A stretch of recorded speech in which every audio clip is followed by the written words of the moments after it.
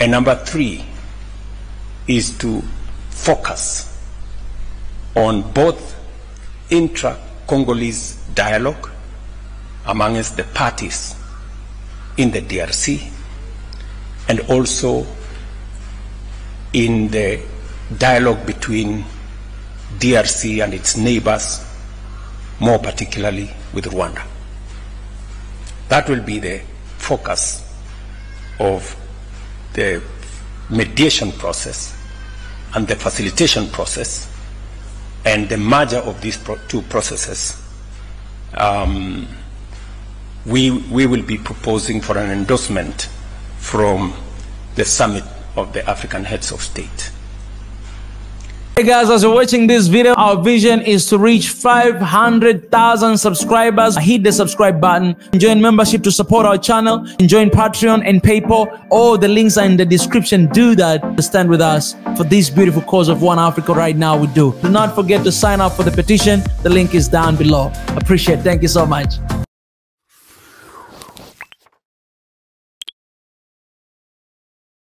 Ladies and gentlemen, please take your seats.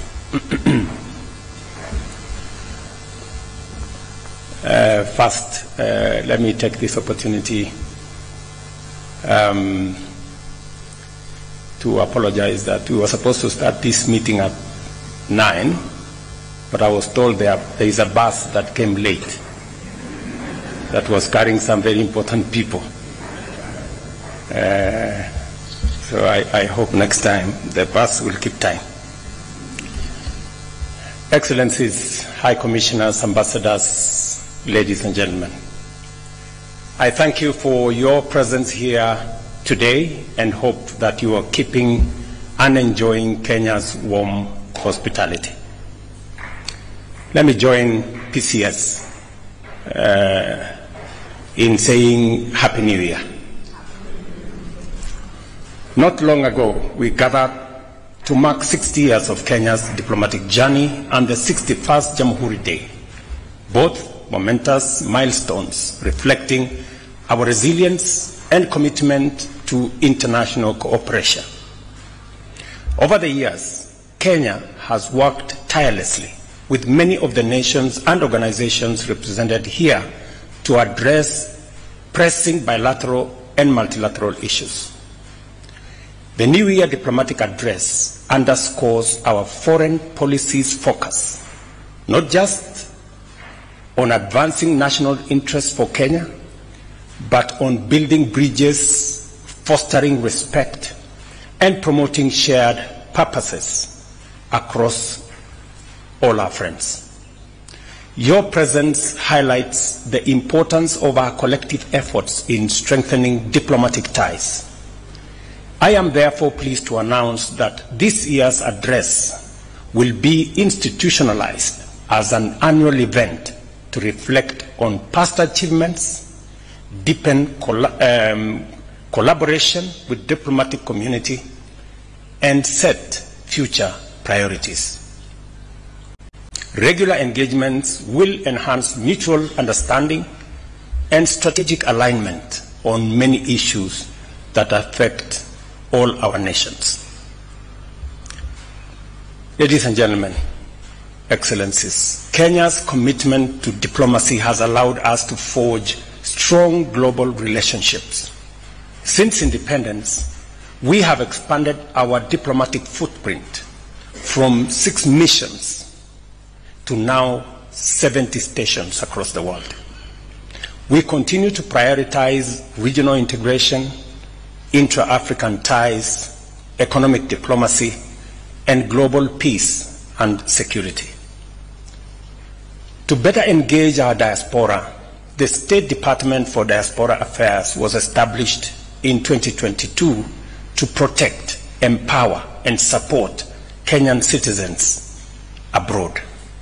I'm very proud of what that State Department has managed to achieve in the last 2 short years. In December, I launched the revised Kenya Foreign Policy 2024, aligning our diplomatic strategy with evolving global dynamics. This policy reaffirms our commitment to international partnerships, regional cooperation, sustainable development, and positioning Kenya as a key player in global affairs. Our foreign policy priorities include deepening diplomatic ties, championing Pan-Africanism, expanding international cooperation, enhancing regional stability, fostering economic development, advocating climate justice, addressing global health challenges, and pursuing an equitable reform process in both international finance and international governance. Excellencies, ladies and gentlemen, Kenya's diplomacy continues to strengthen as reflected in our vibrant civil society, free press, and active citizenry. Our Constitution upholds transparency, inclusiveness, and good governance, cementing our status as a stable democracy. Democracy extends beyond elections. It is about national unity and shared responsibility. We have embraced an inclusive governance model that fosters cohesion across political, regional, and social divides. Africa's youthful population presents both opportunities and challenges. We see Kenya's growing youth demographic as a strength.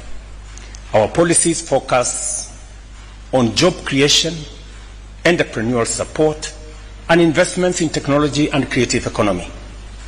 We are also securing bilateral labor agreements to provide our youth with global employment opportunities, and I appreciate the support of all our partner nations in this effort. Our economic recovery efforts are delivering results. We remain focused on infrastructure development, universal health care, education, electricity access, job creation, and reducing the cost of living, and also so that we can improve livelihoods. At the same time, we are minimizing waste, eliminating inefficiencies, closing avenues, and intensifying the fight against corruption. The bottom-up economic transformation agenda remains central to our development strategy, driving progress in agriculture, housing, healthcare, micro, small, and medium enterprises, and digital innovation. Our subsidized fertilizer program and expanded irrigation have boosted food security, while affordable housing projects are creating jobs and improving living standards of many Kenyans.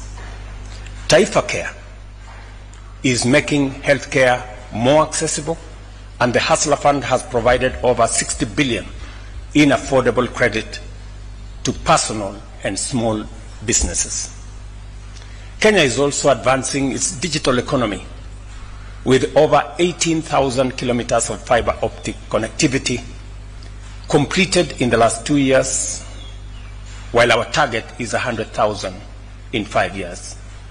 And we are also growing investments in the creative industry. Kenya remains committed to clean energy, investing in renewable manufacturing such as solar panels and batteries. As we pursue these goals, I encourage the diplomatic community to explore opportunities for public-private partnership, trade and investment, so as to drive mutual prosperity between Kenya and the countries that you represent. Through robust bilateral partnerships, Kenya has secured critical support for transformative projects, attracted foreign investments, and strengthened collaboration in trade, health, education, security, and technology. In 2024, we engaged in high-level state visits, joint commissions, economic forums, and strategic engagements to advance our diplomatic priorities. Looking ahead to 2025 and beyond, we aim to deepen our existing bilateral relations while expanding our global reach through mutually beneficial partnerships, including strengthening South-to-South cooperation and other interventions. Kenya has risen to the global stage in a world where Cold War-era divides are giving way to pluralism and diversified diplomacy. Our objective is to forge partnerships that deliver tangible benefits for all our people. In this regard, I am eager to explore new avenues of cooperation with each and every country that you represent. Our approach to regional peace, security, and prosperity is anchored in the belief that unity and integration are essential to unlock the full potential of East Africa, Africa, and beyond. This commitment is reflected in our leadership within regional organizations such as the East African Community, the Intergovernmental Authority on Development, IGAD, and the Africa Union, of course. As the current chair of the East African Community, Kenya is dedicated to advancing the community's objectives by building on past achievements. Strengthening intra-regional trade remains a priority as it holds immense potential for economic growth and creating opportunities for jobs and for enterprise. We are also focused on enhancing regional infrastructure connectivity and addressing security challenges within East Africa. Beyond the East Africa and the EAC, Kenya remains an active member of the Africa Union, playing a key role in peace building across the continent. I am honored to serve as the champion for Africa Union reforms, a role aimed at enhancing the Union's ability to respond effectively to Africa's challenges. Recently, I hosted a retreat for African heads of state to advance the Africa Union reform agenda, critical steps that will ensure the Union is better equipped to address conflict resolution, economic development, and also share good governance. Kenya is also proud to nominate our distinguished Pan-Africanist, former Prime Minister Raila Odinga, for the position of the chairperson of the Africa Union Commission. His candidacy reflects Kenya's broader vision of strengthening African institutions to better serve our continent's people. Excellencies, ladies and gentlemen, peace and security remains central to Kenya's vision for a stable and prosperous region. Over the years, we have played a key role in mediating conflicts and addressing some of the most complex security challenges in our region. Kenya remains a reliable partner in regional and international peace and security efforts. Over the weekend, I was in Dar es Salaam, Tanzania, co-chairing the first ever EAC SADC Joint Summit on the security situation in the DRC. Together with other leaders, we called for an immediate ceasefire, humanitarian access, and a peaceful resolution through a merged Nairobi-Luanda process that will centralize around dialogue. We made it very clear that there cannot be and there is no possibility of a military solution to this DRC problem. It is regrettable that diplomatic missions and peacekeeping forces, including SADC and UN personnel, have come under attack in DRC. We urged the DRC government to ensure the safety of diplomatic staff and peace missions. Peace initiatives such as the DRC process require sustained funding.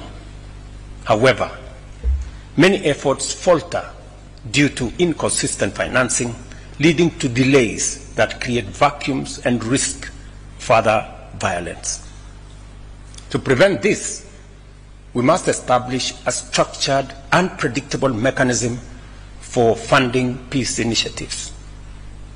I urge states and international organizations to work together to guarantee adequate resources for effective peace building.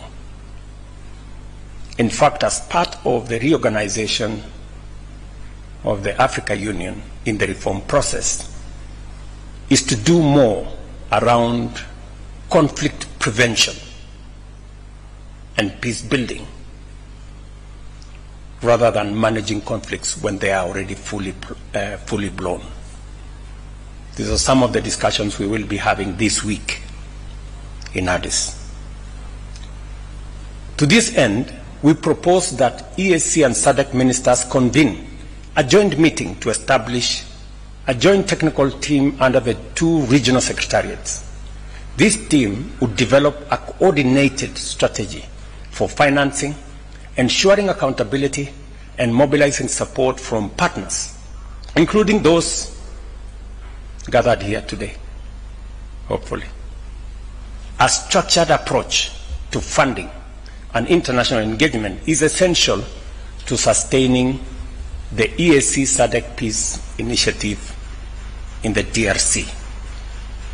And to just give you a broad aspects of what this is all about,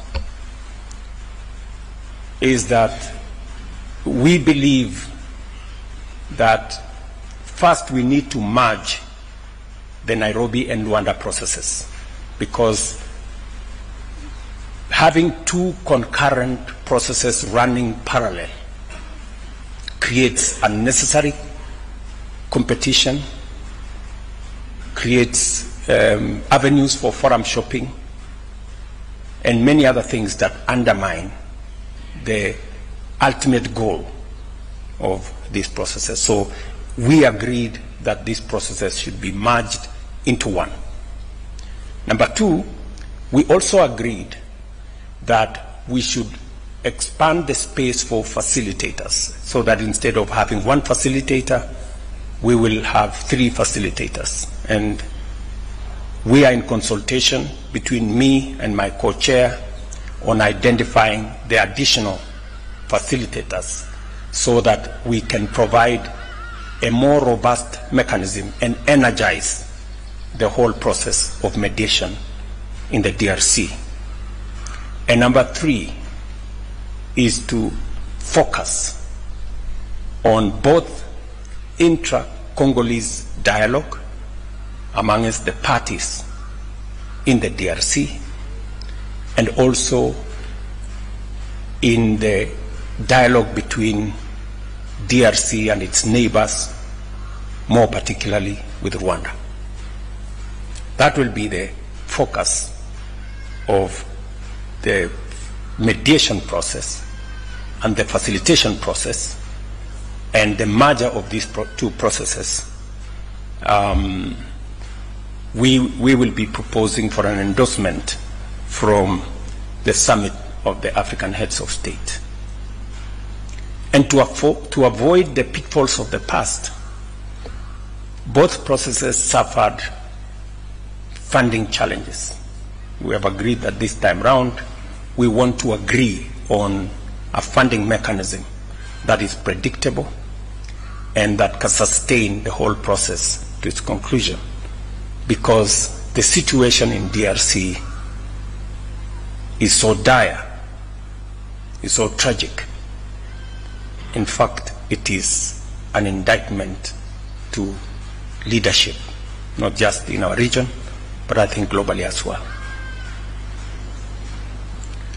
Ladies and gentlemen, as the East African Chair, I also echo the calls of the Africa Union, SADC, the UN, the G7, European Union, Britain, and the United States, and others, for all the parties in the DRC conflict to prioritize negotiations, dialogue, and commit to all of us working towards achieving lasting peace. Kenya's peace and security efforts extend across the continent, to the Tumaini initiative, which is aimed at fostering dialogue and reconciliation in South Sudan, to our contribution towards stabilizing Somalia. On the Tumaini process, we believe that process is in the tail end. Hopefully in the next couple of weeks, maybe a month or 2, we should be able to conclude that process and allow the people of South Sudan to focus on their development towards an election that will give the people of South Sudan the opportunity to choose their leaders.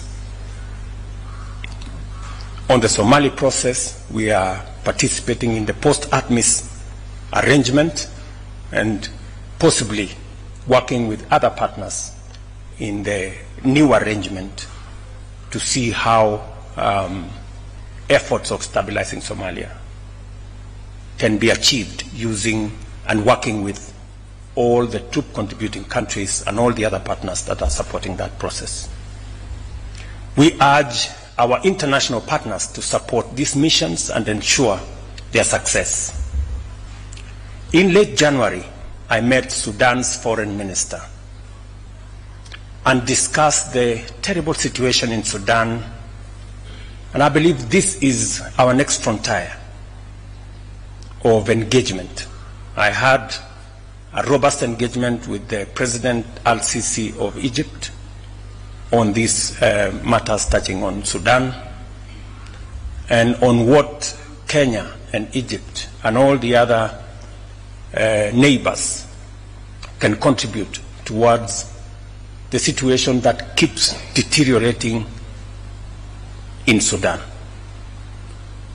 The toll on human life, the serious situation, humanitarian situation, the atrocities that are going on in that country are just unimaginable.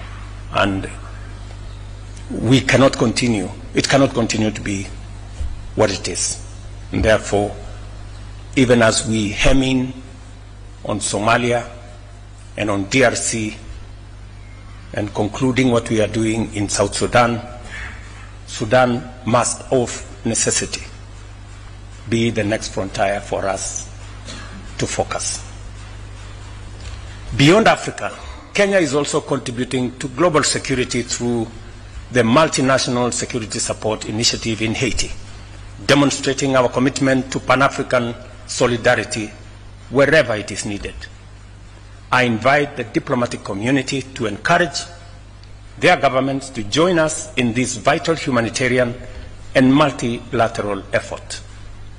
I must thank countries that have worked with us, El Salvador and all the other countries, Jamaica, and of course the support of the United States and the UN family in advancing the cause of peace and stability in Haiti. Kenya remains steadfast in its commitment to multilateralism, recognizing international cooperation as an essential to address global challenges. As the host of the only UN headquarters in Africa and the Global South, the UN office in Nairobi, alongside UNEP and UN Habitat, Kenya continues to champion multilateral engagement. Our leadership in environmental and climate diplomacy is guided by the outcomes of the Africa Climate Summit in 2023, which emphasized the need for increased climate adaptation and mitigation financing. These commitments continue to shape our priorities in the new year. We are actively working to enhance Nairobi's position as a hub for multilateral diplomacy by ensuring international organizations enjoy necessary privileges. We continue to expand infrastructure and to enhance our security situation, not just in Kenya, but more specifically in Nairobi. However, the evolving global landscape calls for urgent reforms to make multilateral institutions more responsive to the needs of all nations. Kenya strongly supports UN reform, particularly greater representation for Africa. With 54 member states, 28% of the UN's membership, Africa must have a stronger voice to uphold fairness and equality in global decision-making. We hold similar views regarding international financial institutions. Kenya supports efforts to reform the global financial architecture, ensuring fair debt restructuring, climate financing, and development support. I urge our esteemed partners to back these necessary reforms for a more equitable and just economic system. Kenya's efforts to secure concessional funding through IDA window of the World Bank, that I championed during the IDA 21 Replenishment Summit in Nairobi, resulted in raising US dollars 100 billion, the highest ever. This was a monumental step as we work towards assisting 75 countries that are least developed, a majority of whom are in our continent. On environmental matters, inaction and geopolitical divisions only heighten the risk we all face. Climate threats do not recognize borders. They demand a collective global response. I urge nations and world leaders to recognize climate action as an imperative for survival and for shared responsibility. Kenya remains committed to collaborating with like-minded nations to push the climate agenda forward. Domestically, Kenya has made remarkable progress in transitioning to a green economy, with over 93% of our grid electricity generating from renewable resources such as geothermal, wind, and solar. Our national tree planting and restoration campaign, targeting 15 billion trees by 2032, is on course. In 2024, our efforts led to the planting and growing of 750 million trees.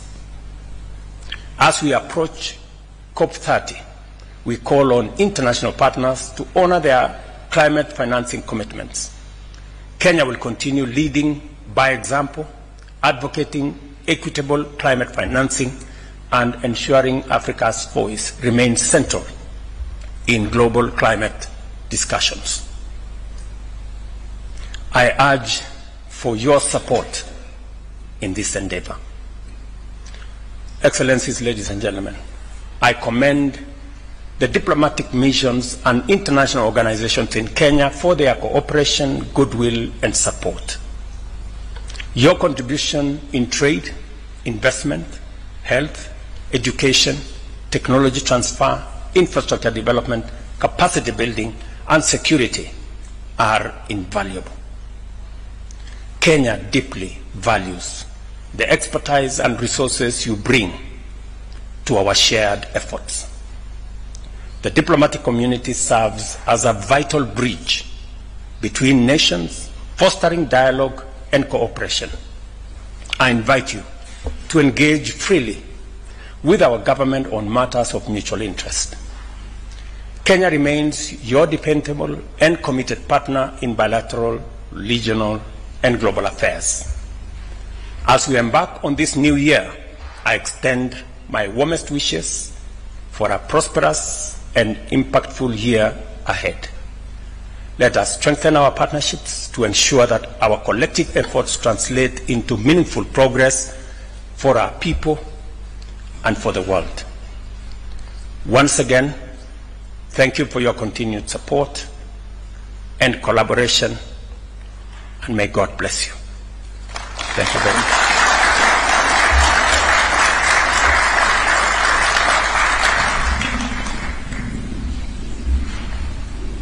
Another warm clap for His Excellency. Let's take our seats, please. Your Excellency, sir, with your permission, will now...